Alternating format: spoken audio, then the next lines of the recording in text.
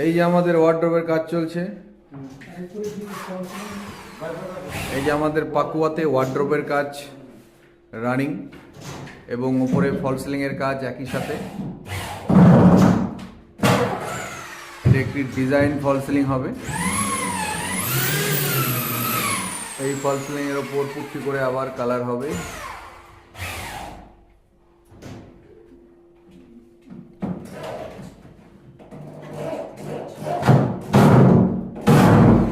আজকের মধ্যে কমপ্লিট হয়ে যাবে তো নাকি?